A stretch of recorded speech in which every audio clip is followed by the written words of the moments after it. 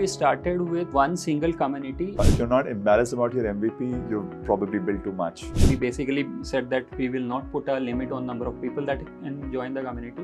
Whatever we launched, day one retention was like the core of a thing. Got to 500 came out without a marketer on the team. Yeah. How did that come about?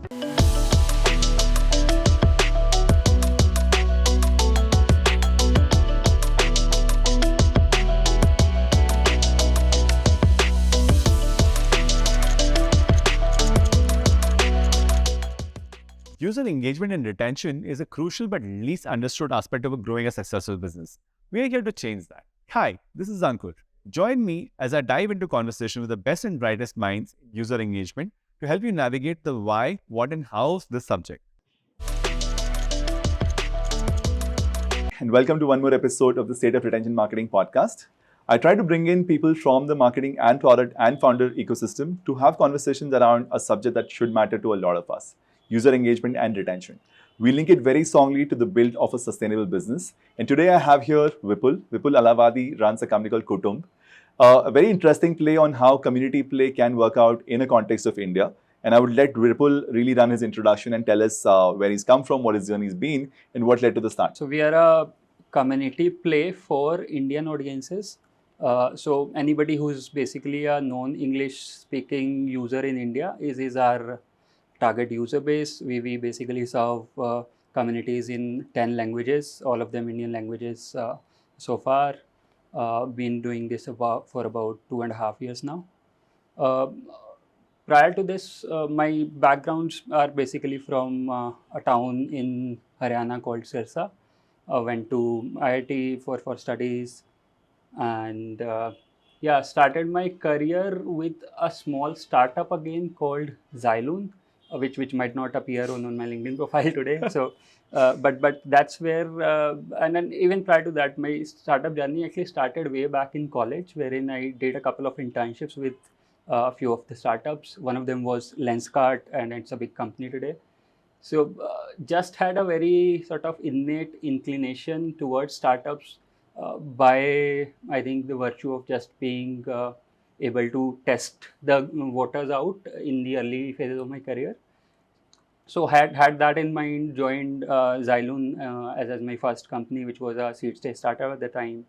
Xyloon as a company didn't work out, and I moved to a bigger company called American Express to basically sort of get some level of financial stability in my career at the time. Eventually wanted to start up all along and moved to Bangalore, joined another startup called Pratilipi, did product management there for about a year now. And so while we were at Pratilipi, I met my other co-founders there. All of us basically had this thing of wanting to start up there, right? So the idea was basically not generated from a problem to start with, but it was more of wanting to start up in the first place. So that was the first motivation, and then we sort of went looking for the problem statement, right? In doing so, we had a couple of constraints, couple of alignments in mind. One was specifically with respect to the team, right? What are some of the things that we as a team are good at? So we knew that we are probably good at, let's say, building consumer products than, let's say, large scale B2B SaaS products, for example, right? So those were some of the constraints that we put around on the kind of problem statements that we were looking at. Second, I think it came more naturally in retrospect is building for the Bharat audience itself, right? So the company that we were working for, Pratilipi, was also in a very similar space with respect to the user base that we were serving, right? So, and then all four of us co-founders also come from tier 2, tier 3 backgrounds ourselves, right? So that sort of works better in terms of just understanding the pain points and so on, right? So these 2-3 constraints we started with, and then we sort of started to look out for problem statements, started talking to a lot of users, potential users back home, users of Pratilipi, users all across. to basically try and understand what do they do in their day-to-day life. We had some idea of it from our own experiences, sure, but we wanted to double click on that. We wanted to also basically hear from them as to what are some of their top of the mind needs as of today that are not being served by a company or a product out there, right? So this idea of communities, I think, basically came out as a very sort of stated need from one of our users who basically said that he wanted an app, dedicated app rather, for their own community, right? That was sort of the seed idea where it started. Now, once we heard that, we basically took a step back and started to question why is he asking for a dedicated app for their own community? What it that the other products out there are not being able to serve or cater to for this user, for him to be asking for a separate app, right? So we basically double clicked on that, tried to understand the problem statements deeper, and the journey went on from there. So 2.5 years and 10 million monthly active users now. Yeah. It's quite a phenomenal journey. But I'm going to zoom into the whole founder bit a little bit. You said you were 4 co-founders who came together before the idea was really concretized in some sense.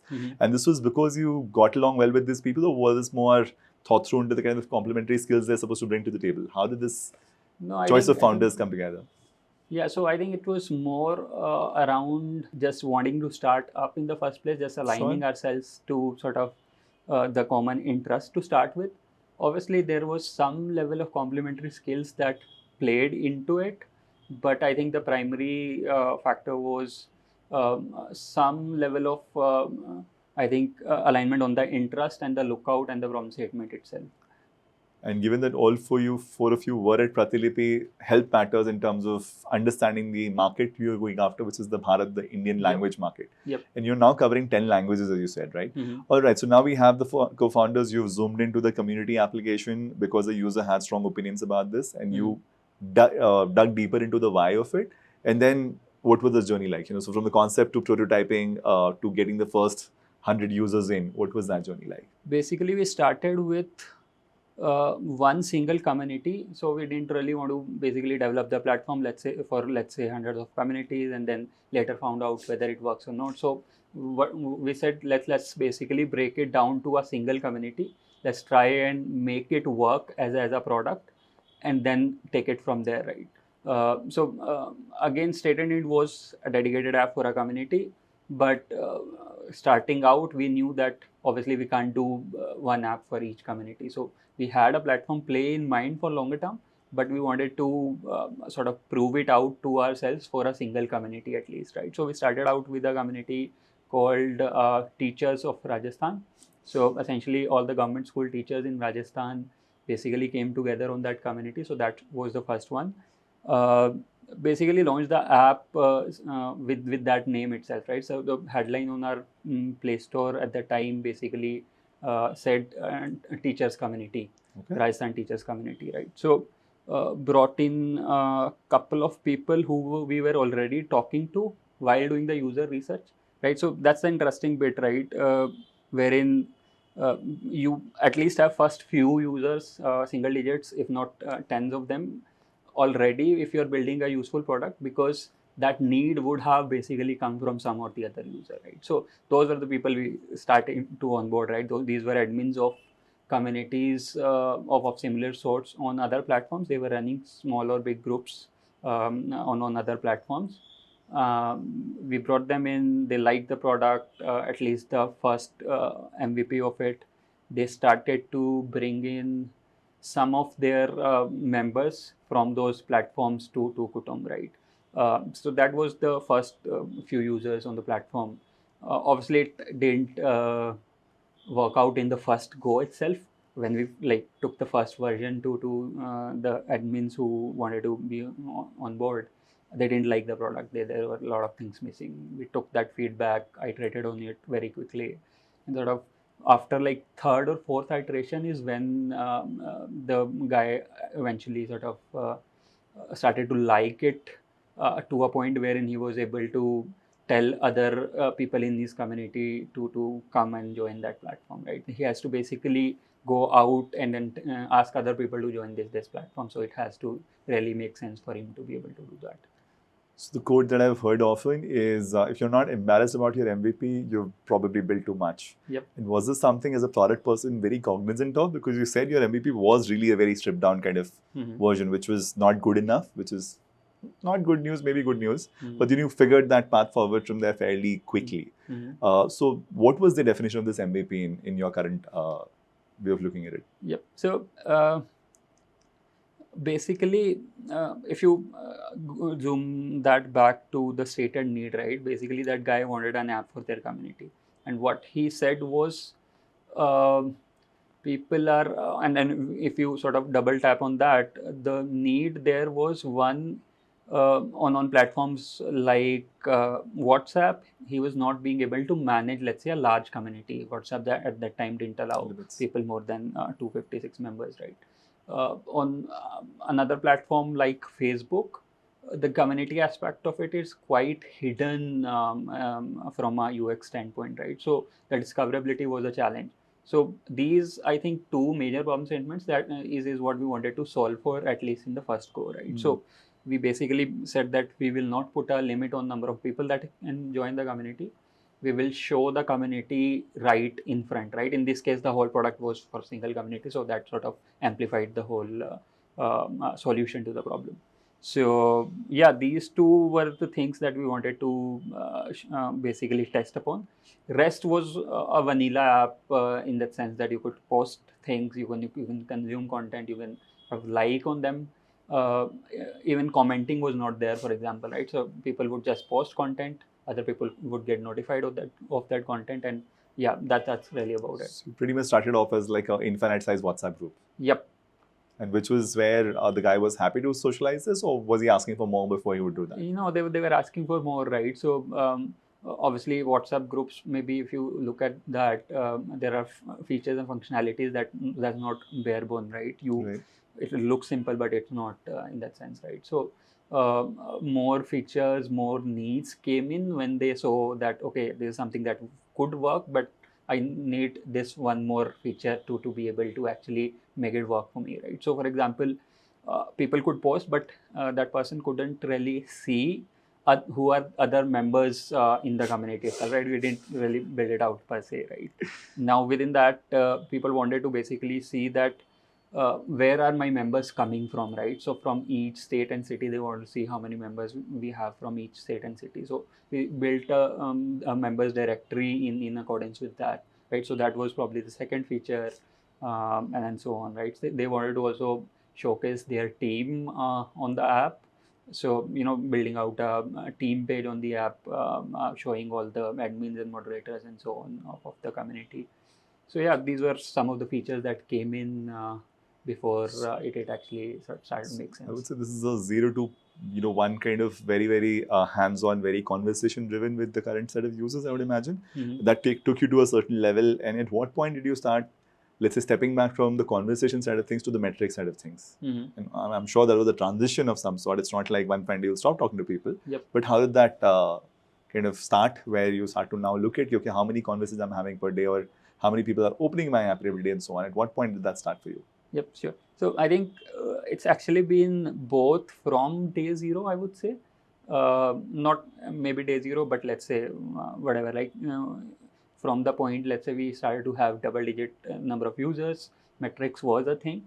And on the other end of it, even today, obviously, we talk to a lot of our users on a day-to-day basis, right? So it's a basically been both always, but obviously the proportions change and so on, right? So I think from a metric standpoint, some of the early metrics started to kick in as soon as we had a double-digit number of users, right? So we had analytics in place from day zero. I think that's basically came in from our previous experiences. Being a product guy, you are going to be looking at analytics from zero. Fair.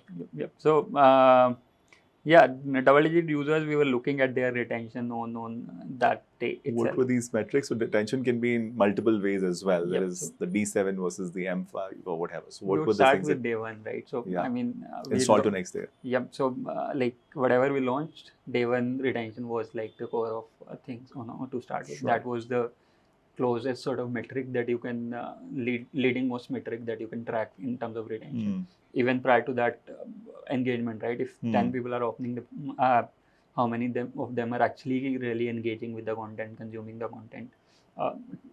At least 1 or 2 people out of those 10 are they even creating the content and so on, right? So you start to measure from there, but the journey was quick from, let's say, 10 to 100, so it sort of became easy to even look at metrics early on. But yeah, I think been doing that for as long as I remember, right? Fair. I mean, that's a choice you learned from your days at Pratilipi and perhaps before. Yep. And at what point did this become from a Teachers of Rajasthan app to a Teachers app to a second, third, fourth, fifth, whatever community? It was quick in the sense that we knew that we can't obviously make it work with a single community. So as soon as we basically knew that this one is working in some sense for these people, the single community product, we thought that there are 2 ways to basically expand on the thesis or prove it out to ourselves, right? One part of the thesis is that this one community that we have onboarded, they should stick with the product for a long period of time, right? They should basically keep using it. The engagement should increase. They should stick to the product. The second part of the thesis was that can we make it work for 10 communities, different kinds of communities or not? Without either of these, the product doesn't really work at the end, right? So both of them were important. So as soon as we started to have some early signs, we branched 2 ways, wherein we said we'll onboard a couple of more communities, at least 2-3 of them, so that one part of the thesis on that side is working, and then the other part of it was for the product to really make work for all of those communities, right? In doing so, I mean, the second part of thesis, which is about making it work for multiple communities, basically gave us some learnings on the kind of communities that would also work on the platform, right? So there were some learnings on that bit as well in the early days. I'd love to zoom in on this part because the expansion from the first validation, so to speak, that it's working for this group, but will it now work for this group, this group, this group, and these groups have their own identities. And you mentioned when we were speaking about the nature of these groups. Maybe you can delve a little deeper into how this whole experimentation play ran, because in my impression, that's the approach you would have taken. So just let us understand a little bit about what were the choices you made on who do we experiment with, whether it's valid, whether the hypothesis is proven or otherwise, and how do you play from there? Yep. So experimentation was really on, so validation of experimentation, right? It basically boiled down to both qualitative and quantitative feedback that we were getting, right? Qualitative feedback is basically talking to that person who's using the product and really trying to understand whether they even have noticed something that we have built or not, right? That's the first sort of sign of it. If they're actually liking something, they're using it, they would remember it, right? And in most of the cases, if something is not useful to you, you would end up sort of ignoring it, and you might not even remember it for that matter, right? So that was, I think, the play in terms of the first sort of qualitative feedback. Quantitative was much simpler in that sense, right? Every feature you would have some sort of KPI that you would track it against, and I think we would want to break that KPI down to I think immediate or quickest leading metrics, right? I think from a KPI standpoint or quantitative feedback standpoint, the lookout was really to bring it out to day 0 leading metrics instead of waiting for, let's say, a week or a month to actually get to the results. Which means if you have launched a new feature, you will want to see how many people as of today are even trying this out, if they found it intriguing enough, because it's based on some amount of user insight. And that adoption, if it's meaningful, then that gives you a thumbs up that, look, this is working for you. Yep. So the leading metric would in this case just be the opening of that particular section, or? Yeah, so I mean, it depends on things like, so for example, if it's creation, you would want to see how many people are, let's say, clicking on the create button, but would also want to see how many people are eventually creating content, and how much of that content is actually valuable to the community, right? A lot of it could really be not very useful as well, right? So you would look at that, and then on the same day itself, you would at least want to talk to some of those people who have actually created the content Sure. and try and understand, do they like it or not? Is that something that we can do better with respect to the feature? Do they not like it? Why do they not like it? And so on. So this is a lot of the founders themselves doing this both sides, watching the data as well as the conversation. So the feedback loop and the application within the product would be very, very fast. Yep. So I think for the longest of times, we had a very lean team. We still do, right? So actually, two of us are co-founders. We come from product background, so that sort of helped that we had two hands on the table, and so we used to do it all by ourselves for a long period of time before like the first PM the team joined in. So keeping the loop short, and that actually comes a lot by just keeping the team lean. So I think that's something that we still do today. Yeah. But yeah, that has been the common sort of thread. Some of the people might resonate better with a Discord, which is meant for India, for a very, very Indian Bharat audience, essentially. And Kutumb has occupied that space for a lot of these indie communities. And now when I want to zoom in on the fact that you were metric obsessed from day zero. Your first PM was much later. You were doing that hat yourself. So you were pretty obsessed as founders yourselves on the whole metric play. How was the team expansion playing out while this was happening? So, you went from 0 to X number of users. That was maybe the first milestone. Help us understand the major milestones of your journey from 0 to now, and how did the team build up play out, both product and marketing components? Yep.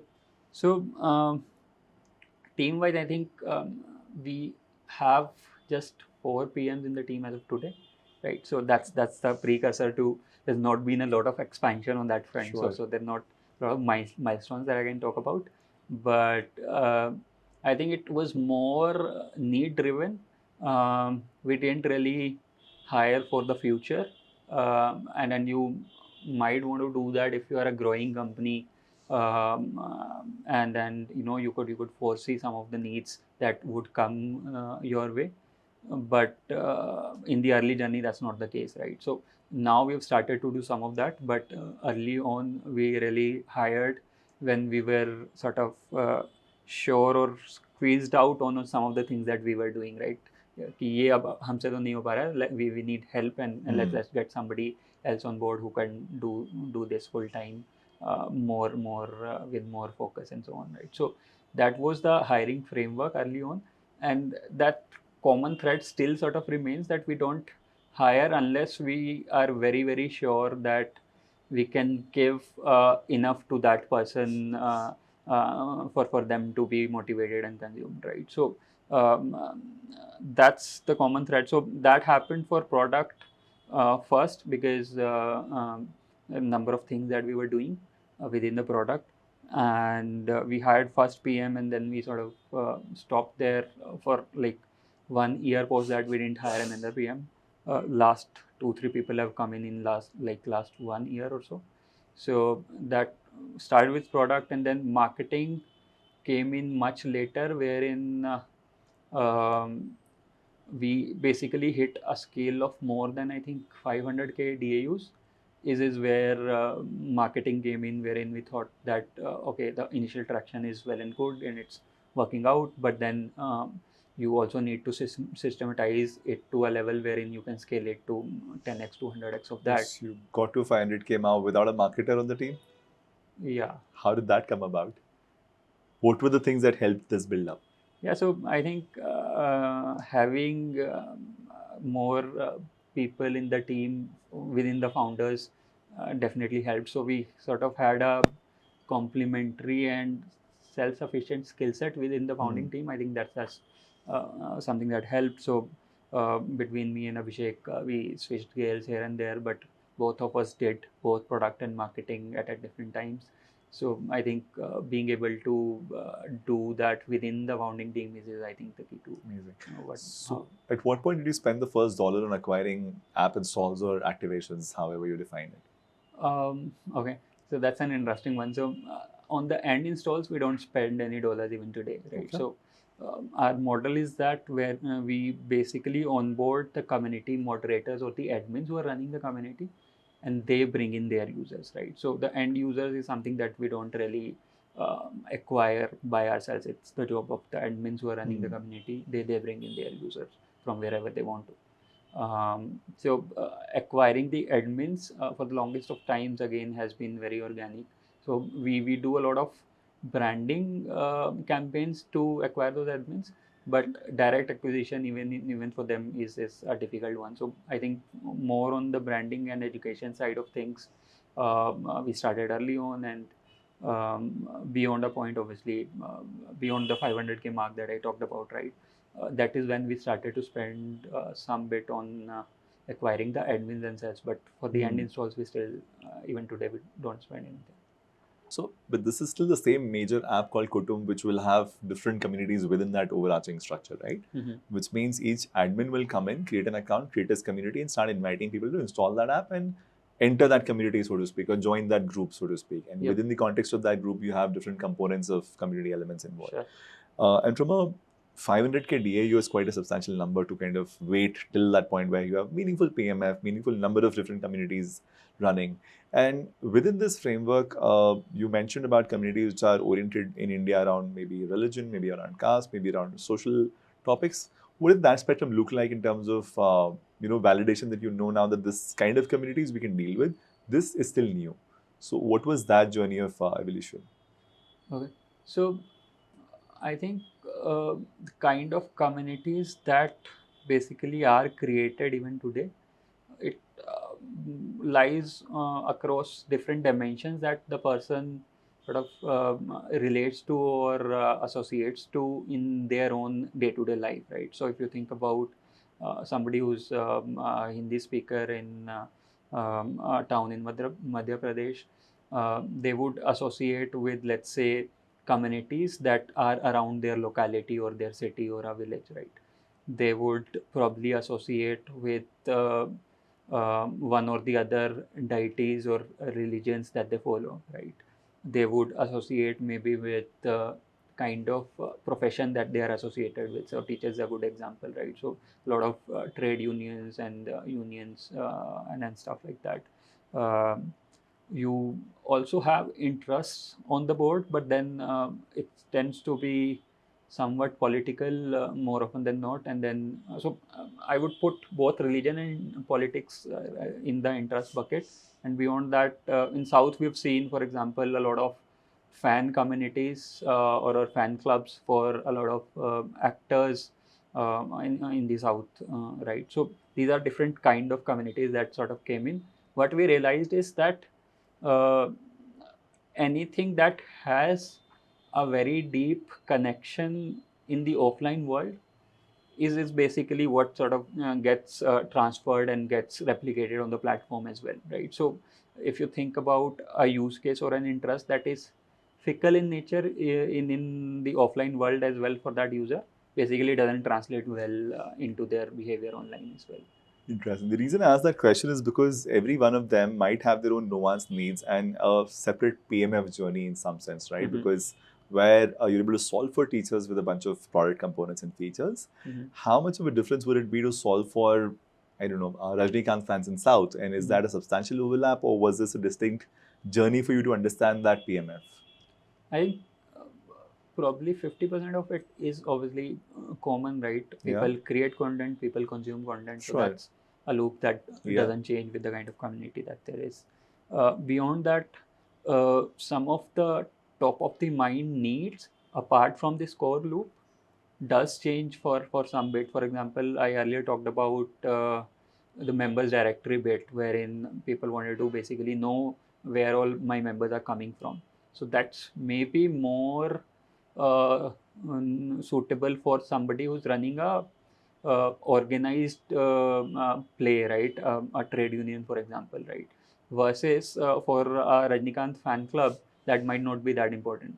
But for them, what's important is to be able to share things outside the platform itself, right? So some of the features or additions to the platform came in as in when we had more types of communities came in and then listening to their needs. But I think a large part of it is common, but then obviously these needs keep coming in and you build on top of that. But what's interesting is let's say we built a very shareable content sort of thing for a fan club, that now becomes important even for a community that was already there, for which it was not a top of the mind need, Sure. right? So it was probably on third or fourth on my agenda, but it's still useful for me. So it sort of complements in that way. Where I was headed with this was really the whole term of segmentation, Mm-hmm. right? Because you will want to understand cohort, repeat rates, engagement, D1 retention across various different segment cuts. Mm-hmm. And is the nature of community one of the major ways of slicing your audience? Because 500K DAU is not small. I'm sure there is a variety of audiences in there. Mm-hmm. And in order to understand the behavior of who's doing what and how is it working out and whether it's working out or not, Mm-hmm. you will want to cut this down to a bunch of slices. Mm-hmm. And that's what I was trying to understand if community was the right lens to cut it with, or what are the other lenses that you would cut this down with? I think two of them, I think community category is definitely one, but we also break it down by community size as well, right? So we have communities as big as like 20 lakh members on the platform, right? So somebody who's running a 20 lakh member community versus somebody, let's say, who's running a 200 member community, their needs might be very, very different. Sure. Right. So I think these are the two major dimensions that you cut across to look at behaviors, to look at usage patterns and so on. Yes, you mentioned D1 retention being one of the largest drivers of how you were understanding this pattern, right? Mm-hmm. And if you were to start slicing this down, and that's where I was trying to understand it, what are the different cuts that would get involved at your level on your dashboard that, okay, this is working, this is not working for this community versus for this community, and the decision making from a product feature road mapping, the prioritization of all those things would get originated somewhere there, right? Mm-hmm. So I would love to just zoom in on that bit. Okay. So from a retention standpoint, we have some baseline metrics in mind, right? Beyond which we say that this is not working, right? So there, like, I think 2-3 zones of it, I would say. The lowest is wherein you say that it's not working, versus just above that benchmark is where you would want to basically say that, hey, there is something in it, but it's not quite working yet, right? And then there is a zone wherein you feel comfortable that it's okay, and then there is a zone wherein it's great, right? So anything that is not in the like bottommost zone wherein you say that it's basically not even worth continuing or experimenting with or iterating upon, you leave it at that, and then anything beyond that you would want to work upon, right? Now something that just passed that mark, you would want to iterate and bring it to the satisfactory scale, right? If it doesn't touch that, you would still end up not continuing with it, right? So that's the kind of framework we put on features or the kind of communities or the kind of segments that we want to work with. This has bearing on your acquisition side as well, because if religion as a community is doing well for you, you will go after more admins from that ecosystem on one side. Mm-hmm. And from a feature perspective, this is leading to an increased engagement and maybe more retention on day 1 and day 3. If let's say polls got in with trade unions and they give you a greater retention because people want to participate in polls whenever they launch, Mm-hmm. that should automatically mean that you will invest further in making a more sophisticated approach with polls. Mm-hmm. So I was just trying to zoom in that the bearings of a D1, whatever the cuts are, touch across various things. Yep.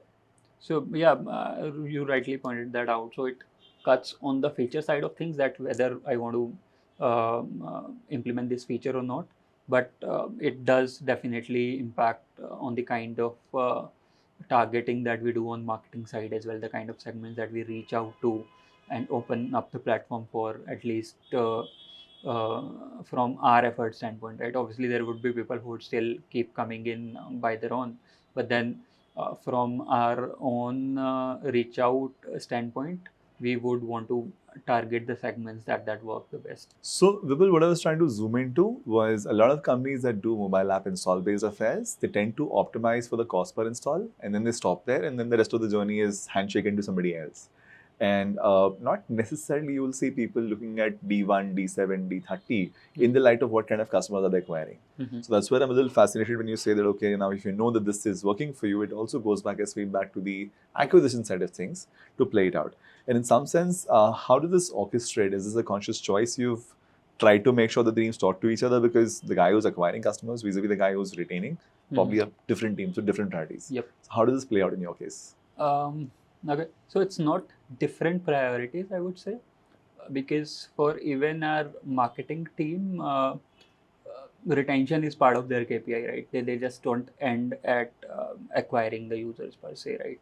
At least D7 retention is something that will track. So once you know D1, D7, you can have some idea of where the D30 would look like, and that's where the job of marketing team actually ends, right? So it's a function of people talking to each other, uh, right sort of metrics to chase for each of the teams, and also be enabling them to be able to do that, right? So for the marketing team, what that means is they should be able to basically attribute what they are doing to how it's actually resulting into the user engagement and retention, right? So from a data pipeline standpoint, what that means is that each of our marketing campaign should be attributable to the retention piece, right? So I think, yeah, building that culture of setting up the right goals, that's one. Uh, in doing that, you have to obviously enable teams to talk to each other to be able to do that, right? So the marketing team has to really get into the heads of the product teams to understand that if something's not working out, what could be the reason it's not working out, and is there a product intervention or maybe a marketing intervention that we can do to make it work from a retention standpoint or not, and then giving them tools to be able to do that, right? So that's how it works. So I'm going to do a lot more drilling into this bit because this is where a lot of people struggle essentially. You spoke about building the data pipes to make sure that the acquisition side and the attribution side of the information is able to link to the retention side of the information. So there's a certain amount of tooling and a certain amount of people mapping that understand this bit and are able to feed this back into their marketing plays, right? So from a kind of skills that you bring to the table, the marketing team, you got involved at the 500K DIU level. What was the charter given out that you're going to acquire users, but the KPI can't be below D30? I mean, D30 can't be below this. Is this how you orchestrate this? Yeah, it's more or less in that zone wherein their primary task is to obviously acquire users, but with baseline retention and engagement number, right? Um, what happens is from a skill set and charter standpoint, obviously all of those people didn't really start out with that particular KPI, right? I think it's part of their onboarding journey and their growth journey within the company, wherein we started to give them more visibility and more feedback and more responsibility onto some of these metrics later on, right? So they started probably with just getting things going from a purely acquisition standpoint. But then over time, when they're on board, they're into the whole drill. You start to give them more bigger picture of sorts. You start to tell them, okay, it's not just about acquiring. D1 is important.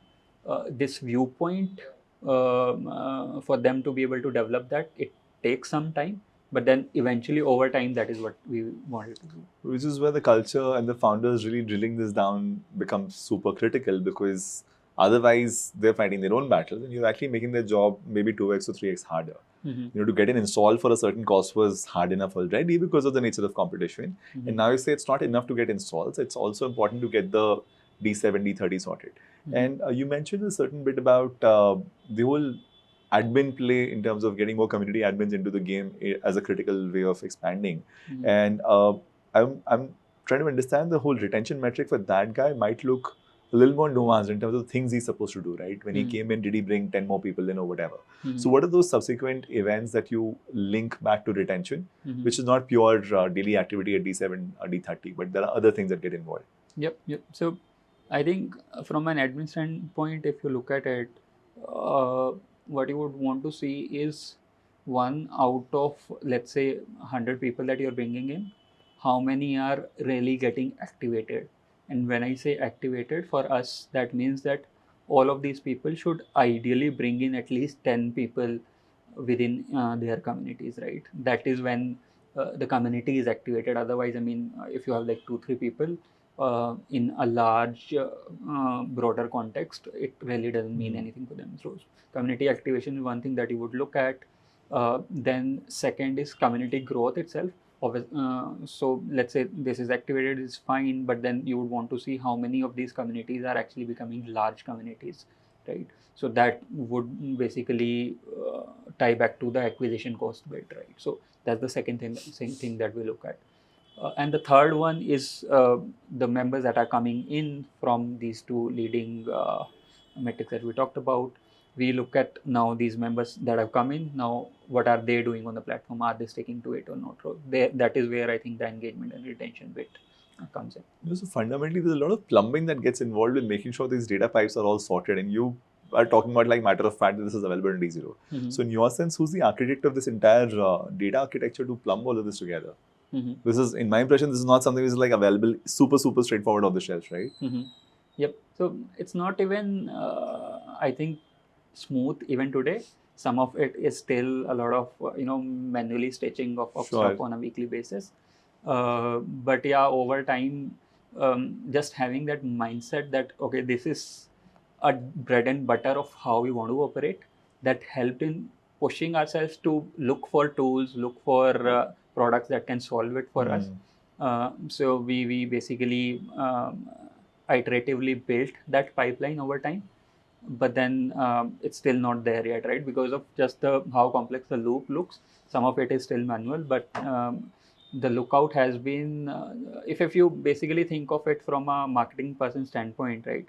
Because they have to track this metric, they would want to make their job easier. So they would keep going out to look for tools that does that for them, right? So just setting the end goal and then sort of reiterating on that every now and then, basically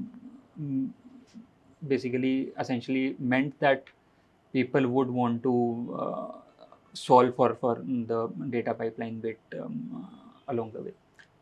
So in your case, at least, the nuances of the use cases are still more complex in terms of community creation, scale up, engagement. But even for simpler spaces like e-commerce transactions, in my impression, this is not like a solved commodity problem. And the biggest challenge that comes in is from the fact that nobody's obsessing over it the way you guys are. The only other bunch that I've seen being obsessed with this is people from the gaming industry. For them, if they've driven installs and they're not, let's say, adding money to the wallet, that install is not worth the while. Yep. So I was, and from there I'd learned some lessons around how interventions now start to play a role, because while of course you will keep optimizing the acquisition sources and try and optimize that, okay, this group should retain at a certain level, but that's D30. You will not wait for 30 days for this to kind of have a certain outcome and then say, okay, I need to stop acquiring. You might start making interventions during the D1 to the D30 stage itself to get some of these people back into the engagement. Sure. In your case, because it's community, my simple impression would be content redistribution, that somebody's posted something on the group might itself be a way to get people back into the game, right?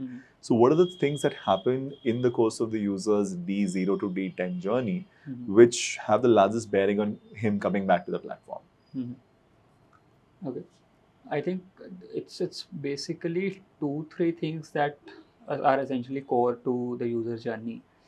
First and foremost is just coming on the platform and realizing that hey, there are so many people around me of the same interest, right? So if you sort of come to the platform, explore other people's profiles, and then really find at least 1 or 2 people whom you can relate to very well, either they are from your own let's say city or from around your area, or you know them from before, something like that, right? So that's one thing that plays in mind, that relatability to the people around is something that is sort of an aha factor. Second is having 1 or 2 aha moments in terms of the content consumption itself, right? So there's a lot of content that's being posted, and what you want as a user is that things should be very, very relevant for me as a user. Obviously, it's the content is being posted in the context of the community itself, but even within that spectrum, there would be things that you would be like okay with, but then there are things that you would really resonate very well with, right? So having 1 or 2 deep consumptions is I think the second part of the things. Yep. So to a certain extent, you mentioned about a community of 2 million people. Do you engineer aha moments, or is this largely organic? How do you do that? I mean, beyond a point, it's a lot organic. It's depends on what kind of need and what kind of broader user base that use case itself has in the outside world. So yeah, I mean, beyond let's say 1,000, 2,000 members, it's all organic. I mean, you can't really do much beyond, let's say, bringing 2,000 people on board. You have sort of solved for most part, at least for the user side of things. Obviously, for the admins, larger community means a lot more tooling around being able to manage those people, right? So that's something that you would do, but that's more from a standpoint of not letting it break rather than to make to basically make it work, right? Sure. So, what I'm going to try and zoom in on the intervention side, like we spoke about earlier, was there are things that in the user's own experience organically that happen to make sure he gets that aha moment and he's happier and he's going to come back. But in our e-commerce world, we call it the groove frequency, that if you've gone through this certain user journey, the retention post that ends up being 80-90%. So in your play, you mentioned about a couple of aha moments, and while of course there are heuristics around relatability that you spoke about, but there'll also be data-driven indicators of if this set of users has funneled through this experience, the repeat rate from then on, or the engagement post that becomes substantially better.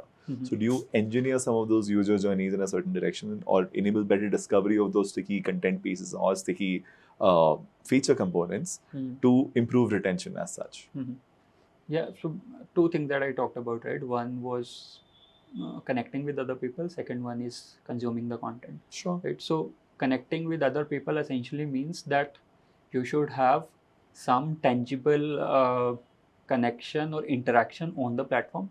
So platform pay essentially in terms of these interactions, you can either follow these people or you can even chat with them via message, or you can sort of greet them on a day-to-day basis and so on, right? So there are 2-3 ways you can interact with people on the platform. So what we are looking at essentially is that have you in this meaningful, very tangible way interacted with at least 3-4 people or not, right? So that's one part on the interaction or connecting with people side of things. So essentially follow, message, and then greet, for example. Either of these three, have you done that at least for at least with 3-4 people or not, right? Second is on the content consumption piece. It's much simpler because that's a engine wherein you basically get notified about the trending content on the community. When you open the app, that's the first thing that you see. So content is something that you keep seeing. So what we want to see is that have you actually liked or commented on a couple of contents along this period or not, right? So that is what we're trying to get you to, wherein you're interested in that content. That means you would like it or comment it, and once you do that, we know that okay, you've basically gotten the core value out of the product now. So which is where the kind of nudges you make to the user to orchestrate the first interaction side of things / the content discovery side of things is the part I was trying to zoom into. That if I have not, let's say, followed somebody or interacted with somebody, would you nudge me to do that? And what would that nudge look like? Yeah, so it's 2-3 folds, I think. The first one is when you open the app, those are really the things that you should see, things that you want the user to be doing on a day-to-day basis, and that's what is even the core activation feature in that sense, right? So I think prioritizing those things visually within the product is something that you do. So your visual hierarchy of your product should essentially represent the use case or the need hierarchy of those users, right? So that's one. Beyond that, I think push notifications is definitely a big part of reiterating on the same use case, nudging the users to do the same things a couple of times again. And given the nature of the diversity of these communities and these user actions, the only way I would imagine pushes could work is to automate and personalize. Yep. I would love to delve deeper into this, that, okay, what kind of nudges would you execute? And I would imagine a lot of maturity and sophistication there, and that's what I would love to zoom into.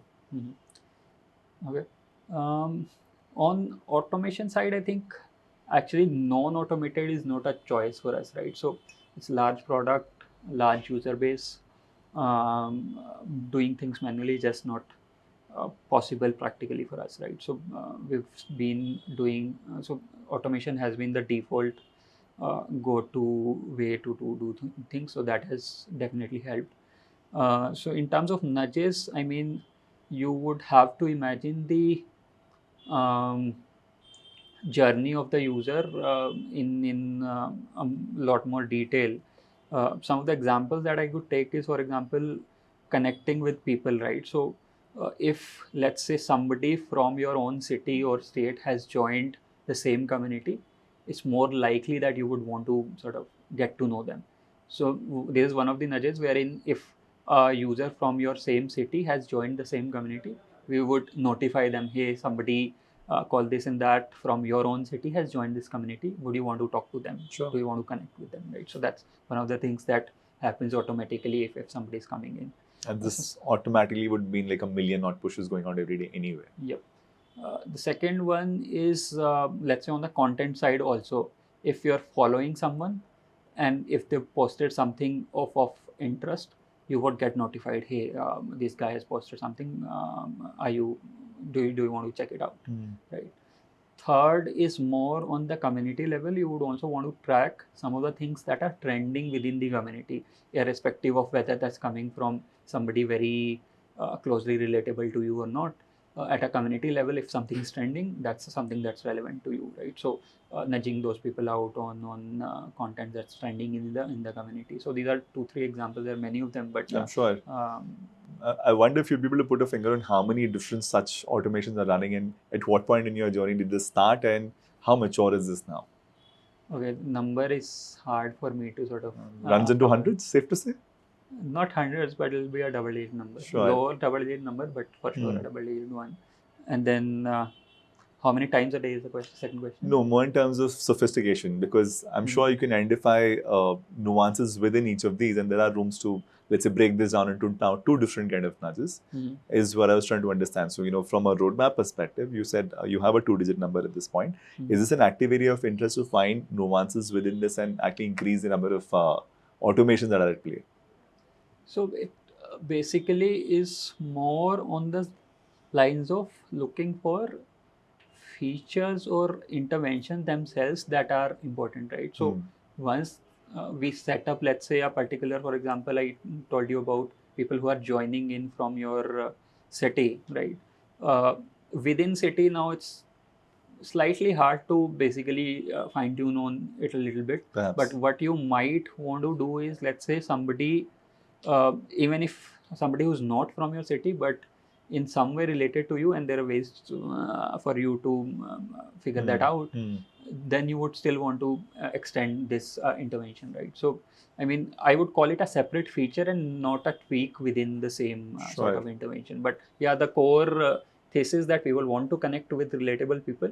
If you take that as a thread, you would obviously want to experiment with a lot of. Is there a sort of hierarchy or a framework on how many nudges and what kind of nudges should go first and which will end up a better response rate? And how do you develop cadence around it?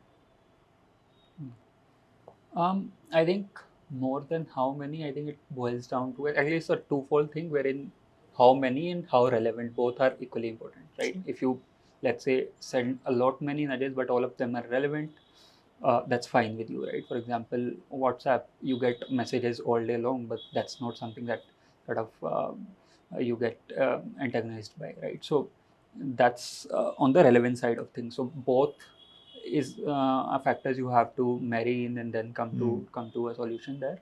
So what we do is there's a baseline sort of day-to-day interventions that goes out, but that's, you want to keep that minimal, and even within that you want to keep them relevant as much as you can, right? Beyond that, what happens is if a user is very engaged on the platform, by the virtue of them being engaged, a lot of activity around that engagement is happening. For example, if you posted something, people are liking or commenting on that and content, right? So you would want to get notified on that, right? So I think engagement directly correlates with these kind of interventions or Sure. Feedback loops. So that happens more or less naturally, and then the baseline sort of nudges are something that you would want to keep at a pace which is like digestible to a average user. Sure. So in some sense, this is automatically taking care of the frequency at which a user is communicated. A higher engaged user will get more communications compared to a low engaged user in some sense. And one of the things that we see often with user generated content platforms is around 5% people create pretty much all of the content. Is that a topic that you deal with as well? And is there a conscious effort to get more people to create content? Yeah. I mean, you would want ideally to for a lot more people to create content. Uh, what that creation essentially means that it's not really just about, let's say, creating the core content itself. If somebody is, let's say, even messaging somebody else on the platform, they're putting in more effort in being engaged as a platform, right? So you can basically or even a comment, for example, is it's some sort of creation. So what you want is, you want people to put in more effort on the platform, right? And creation is an output of really that. So if somebody is putting in more effort and they are getting some sort of feedback or reward out of it, that's the loop that you want to create, right? Sure. So we obviously want to for more people to do that, but the way to do that is not by uh, asking more people to basically create the same way, rather creating more ways for people to create. Fair. And in some sense, while of course you'll create different opportunities for people to create content or engage with others on the platform, which deepens their relationship in some fashion, and this would automatically translate into better retention subsequently, because if they're deeply involved in that lab. On that side, in order to deepen the engagement, and there are, in my impression, that the scale which you are operating at, there'll be people who will be active 7 days a month, 20 days a month, 30 days a month, 10 times in a day. There'll be whole spectrum. So in terms of your own treatment of these audiences and the ideal behavior that you want to steer them towards, automatically from one tier of engagement to the next one, I would imagine, how do you play this out? Because ultimately you mentioned during our conversation that the mind space available to a user is what it is. So he'll engage with your app or maybe a few other apps on this phone. How does that entire architecture, or in some sense that play, look like? Right. So the fundamental thought process in doing so is not to push users to a particular behavior. You would want to present things to them in a way that makes sense for majority of the users. Beyond that, what you ideally want is for the user to organically take some action and then double click on that, right? What that means is that if let's say a user wants to connect with other people, right? If he's exploring more profiles of other people on the platform, you would want to then sort of double click on that and want to give them more opportunities to be able to do so, right? So what I'm trying to say is, you don't push for things that you want people to do. You basically take things that they are already doing or already showing intent for, and then try and get them deeper into that loop.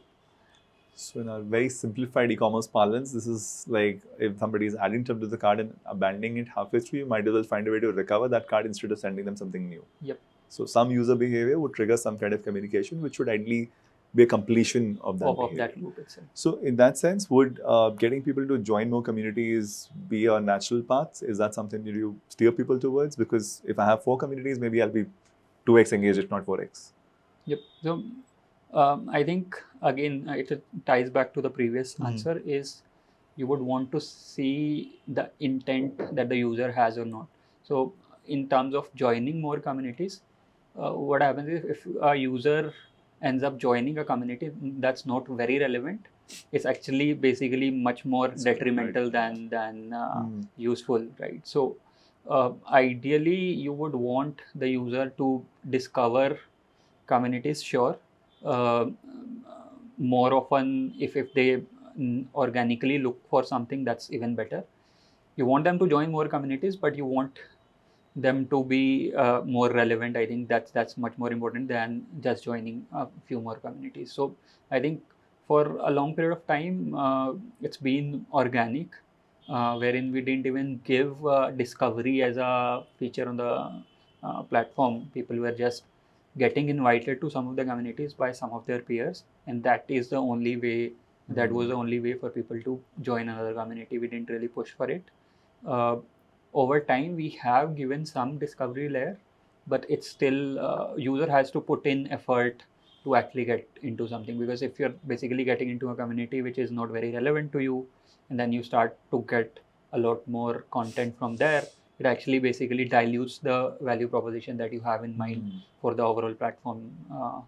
in your mind space. Yeah. So the deepening of engagement is also a conscious one and not a rampant one. You don't want engagement for the sake of engagement. It rather move the user to a deeper layer of engagement with the platform. Very interesting, Vipul. So maybe I'll come towards the end of this conversation, but what I would love to still hear is the whole growth journey so far has been quite phenomenal. You're at 10 million now. What are the next big opportunities that you're thinking as the growth levers that will change things? Is it more about deeper engagements, or is it more about more communities, more use cases, more languages? What would those dimensions look like? Yep.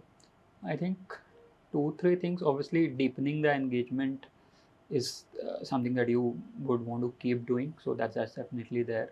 But purely from a growth standpoint, I think going out in more languages and more geographies within India, like having deeper penetration in some of the geographies that we are not very deeply penetrated into.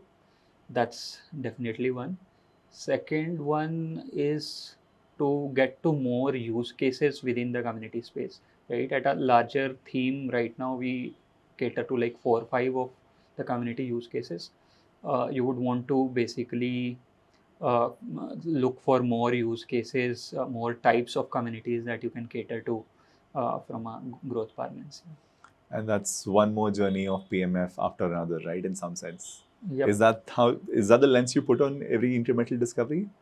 It is for sure, right? For example, if you want to basically, let's say, build for 14-year-olds, for example, we don't have any of them on the platform today. It has to be a very 0 to 1 PMF sort of journey. And I mean, kind of from a team organization perspective, the 0 to 1 experimental place is still a large part of the founders, let's say, play area, or do you have like a team which is now looking at expansion and all these experimental spaces? So it's divided. Obviously, founders do look at both of the things, but it's divided between, let's say, the product team and the marketing team to sort of do. One part of the team is essentially working on 0 to 1 things. Another part of the team is looking at engagement and retention on an ongoing basis. But from a founder standpoint, obviously, you have to focus on both. Of course. So thank you so much for doing this, Vipul. Extremely fascinating journey, extremely fascinating way that we've kind of built on automation, personalization, and things that have come so naturally to you, which a lot of first-time founders struggle with. So congratulations on your journey so far. Thank you so much for doing this. Thank you for inviting. So that was a very fascinating conversation with Vipul. I'm particularly happy about the fact that a lot of this stuff actually comes so naturally and so intuitively to him, he doesn't even consider them a big deal. The fact that he was metric obsessed from day zero because he was a product manager before, of course, helps matters in terms of how Kutumb is being built. I'm also amused about the fact that they did not have a marketer full time till they were about 500,000 daily active users. The fact that their marketers who are acquiring new users are also required to worry about D1 and D7 retention is also an uncommon thing, which is a great practice I would imagine more mobile app companies should follow. The third piece, in my view, was the fact that the tech and the data teams are so deeply intertwined because all the insights that need to translate into action, they don't even see them in different light. So that's some interesting action happening, and here's wishing Vipul the best of luck and everything else that comes in the way of scaling Kutumb.